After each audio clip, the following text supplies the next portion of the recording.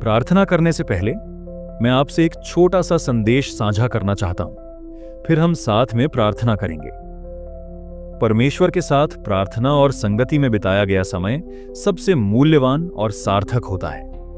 मनुष्य के रूप में हम अपने जीवन में उन्हीं चीजों को प्राथमिकता देते हैं जो हमारे लिए महत्वपूर्ण होती हैं। हम अपने प्रियजनों से मिलने, आनंद देने वाली जगहों पर जाने और मनोरंजक गतिविधियों में शामिल होने के लिए समय निकालते हैं। चाहे वह पारिवारिक समारोह हो, दोस्तों के साथ समय बिताना हो, कोई शौक हो या कोई उत्सव, हम उन्हीं चीजों के लिए समय निकालते हैं जिन्हें हम संजोते हैं। लेकिन क्या आपने कभी यह सोचा है कि अपने जीवन के सबसे महत्वपूर्ण संबंध परमेश्वर के साथ अपने रिश्ते को प्राथमिकता देना कितना जरूरी है? कितनी बार हम जीवन की भागदौड़ से अलग होकर परमेश्वर के सामने बैठते हैं, उसकी आवाज सुनते हैं और अपना दिल खोलते हैं। जीवन की जिम्मेदारियां अक्सर हमें परमेश्वर से दूर कर सकती हैं, लेकिन जिस तरह हम सांसारिक चीजों के लिए समय निकालते हैं, उसी तरह हमें यीशु के लिए भी समय निकालना चाहिए। यदि जरूरत पड़े तो अपने कार्यक्रम को फिर से व्यवस्थित करें, कम महत्वपूर्ण चीजों को छोड़ दें, लेकिन जो भी करें यीशु को अपनी प्राथमिकता बनाएं। परमेश्वर के साथ अकेले बिताया गया समय केवल एक विकल्प नहीं, बल्कि हर विश्वासी के लिए अनिवार्य है। यही वह नींव है जिस पर हमारा विश्वास टिका हुआ है और जिससे हमारा आत्मिक जीवन मजबूत होता है। बाइबल हमें परमेश्वर के साथ जुड़े रहने के लिए कहती है, क्योंकि वही हमारा जीवनदाता है। परमेश्वर के साथ बिताया गया समय टूटे हुए रिश्तों को ठीक कर सकता है, गुप्त घावों को चंगा कर सकता है और अनिश्चितता के समय में शांति प्रदान कर सकता है। यह हमारे मन को शैतान की चालों से बचाता है और हमें उसकी सुरक्षा में रखता है। इसलिए मैं आपको प्रोत्साहित करता हूं कि आप यीशु को अपना सर्वोच्च स्थान दें, प्रार्थना को अपनी आदत बनाएं, आराधना को अपनी जीवन शैली बनाएं, उसके वचन को पढ़ें और अपने संघर्षों को उसके चरणों में समर्पित करें। यदि आप अपने जीवन में वास्तविक परिवर्तन देखना चाहते हैं, परमेश्वर की कृपा को अपने चारों ओर अनुभव करना चाहते हैं और आत्मिक युद्धों में विजय पाना चाहते हैं, तो प्रार्थना ही उसका उत्तर है। प्रार्थना वह शक्ति है जो परमेश्वर के हाथ को हिलाती है, आपको उससे जोड़ती है और उसकी सामर्थ्य को आपके जीवन में कार्य करने देती है। फिलिप्पियों 4:13 हमें याद दिलाता है, मैं मसीह के द्वारा सब कुछ कर सकता हूं जो मुझे सामर्थ्य देता है। हर सच्चे मसीही विश्वासी की यह लालसा होनी चाहिए कि वह आत्मिक रूप से बढ़े, अपने विश्वास में दृढ़ हो और अपने समर्पण में स्थिर बना रहे। जैसे जैसे आप यीशु के करीब जाते हैं, वैसे वैसे आपका हृदय उसके समान बनने की अभिलाषा करेगा। जब यीशु पृथ्वी पर थे तो उन्होंने प्रार्थना को अपने जीवन का महत्वपूर्ण हिस्सा बनाया। वे भीड़ से अलग होकर अकेले परमेश्वर से संगति करते थे, जिससे यह स्पष्ट होता है कि परमेश्वर के साथ घनिष्ठ संबंध रखना कितना जरूरी है। आइए प्रार्थना करें।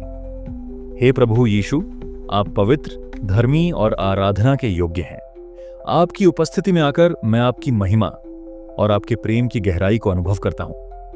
आज मेरा हृदय आपको और अधिक जानने की लालसा रखता है। मैं चाहता हूं कि मैं आपकी कृपा को पूरी तरह से अनुभव कर सकूं और आपके साथ एक निकट संबंध बना सकूं। हे प्रभु, मुझे अपनी उपस्थिति में और गहराई से ले चलें, ताकि मेरा हृदय आराधना और प्रेम से भर जाए। मेरी हर सांस, मेरी हर बात और मेरे जीवन का हर क्षण आपकी महिमा के लिए हो। हे प्रभु, मुझे एक प्रार्थनाशील हृदय प्रदान करें, एक ऐसा हृदय जो निस्वार्थ भाव से पूरी निष्ठा के साथ आपकी खोज में रहे। मुझे यह समझने की बुद्धि दें कि प्रार्थना कोई दायित्व नहीं, बल्कि आपके साथ एक गहरी संगति का माध्यम है। पवित्र आत्मा, मैं आपको आमंत्रित करता हूं कि आप मेरे शिक्षक, सलाहकार और मार्गदर्शक बने। मुझे यह सिखाएं कि कैसे विश्वास से प्रार्थना करनी है, कैसे बिना थके आपकी उपस्थिति में बने रहना है और कैसे पूरी तरह आपकी योजना में भरोसा रखना है। मेरी प्रार्थनाओं को शक्ति और विश्वास से भर दें, ताकि वे पहाड़ों को हिला सकें और मेरे जीवन को पूरी तरह से बदल दें। प्रभु, मेरी आंखें खोलें ताकि मैं आपके कार्यों को अपने जीवन के हर छोटे बड़े पहलू में देख सकूं। जब मैं कठिनाइयों में रहूं तब भी मुझे यह याद रहे कि आप मेरे साथ हैं। मेरी आत्मा को आपके प्रेम और सुरक्षा में शांति मिले। आपका वचन कहता है, यहोवा उन सब के निकट रहता है जो सच्चे मन से उसे पुकारते हैं। भजन संहिता 145:18। इसीलिए जब भी मैं पीड़ा, दुख या अनिश्चितता में रहूं, मैं केवल आपके पास आऊंगा, अपना हृदय खोलूंगा और आपके नाम को पुकारूंगा। मुझे इस बात पर अटूट विश्वास है कि आप ही मेरी शरण, मेरी शक्ति और हर संकट में मेरा सहारा हैं।